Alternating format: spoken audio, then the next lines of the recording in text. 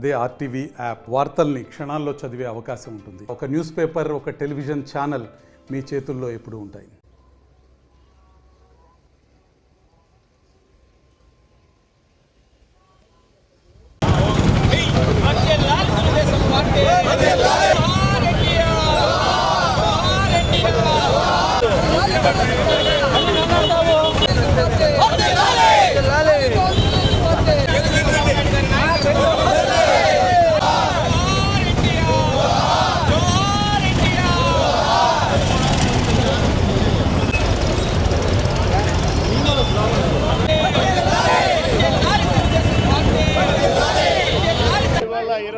సంవత్సరంలో జరిగిన సార్వత్రిక ఎన్నికల్లో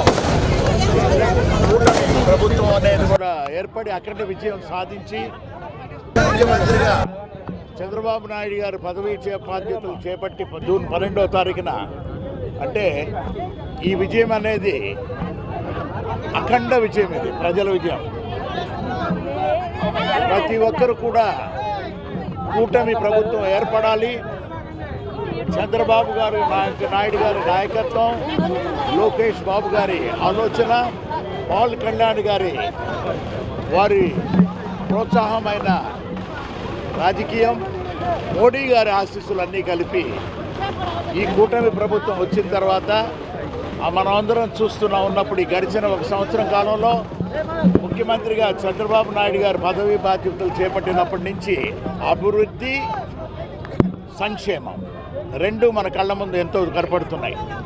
చంద్రబాబు నాయుడు గారు ఢిల్లీలోనే ఒక ప్రముఖ పాత్ర కూడా పోషిస్తూ ప్రధానమంత్రి గారు మోడీ గారు ఏంటంటే చాలా ఇష్టపడుతూ ఆయన్ని ఈ మధ్య అమరావతి రీస్టార్టింగ్ రావటం అనేది ప్రధానమంత్రి గారు మోడీ గారు అప్పుడు చెప్పారు, ప్రతి ఏదైనా ఆంధ్రప్రదేశ్లో చంద్రబాబు నాయుడు గారికే వీలవుతుంది, భారతదేశంలో ఒక పెద్ద ఈవెంట్స్ చేసేదానికి అరగని పెద్ద కార్యక్రమాలు ఈరోజు చూస్తున్నాం మనం.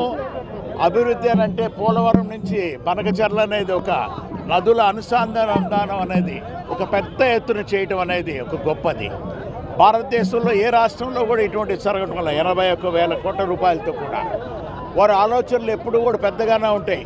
జూన్ 21వ తారీఖు రాబోయే యోగా అనే దాన్ని దాదాపు 5 లక్షల మంది యోగా స్టూడెంట్స్ని ఆ రోజు ప్రైమ్ మినిస్టర్ గారు మోడీ గారు వస్తుంటే వారితో పాటు కూడా యోగా చేసే కార్యక్రమాన్ని కూడా విశాఖపట్నంలో కూడా తలపెడుతూ రాష్ట్రంలో అంతా కూడా దాదాపు 50 లక్షల మందితో యోగా చేయాలనేది ఒక ఘనమైన కార్యక్రమం. అది ఈ సంవత్సర కాలంలోనే ఇంత అభివృద్ధి అనేది మీకు తెలుసు. ఇప్పుడు నిరుద్యోగులకి 20 లక్షల ఉద్యోగాలు ఇస్తామని ముఖ్యమంత్రి గారు ఆ రోజు కూడా మేనిఫెస్టోలో పెట్టిన తర్వాత మన విద్యాశాఖ మంత్రులు లోకేష్ బాబు గారు అయితే అదే పనిలో చూసి ఒక సంవత్సరం కాలంలోనే 6 లక్షల ఉద్యోగాలు అనేది ఇవ్వటం అనేది దాదాపు 5 లక్షల కోట్ల నుంచి 6 లక్షల కోట్ల వరకు పరిశ్రమలు కూడా తీసుకొచ్చేదాని కొరకు అన్ని ప్రయత్నాలు కూడా జరగటం అనేది చూస్తున్నాం. ఇంకా ప్రగతి అనేది ప్రతి సంవత్సరం ఎక్కువగా కూడా మనం చూడబోతున్నాం.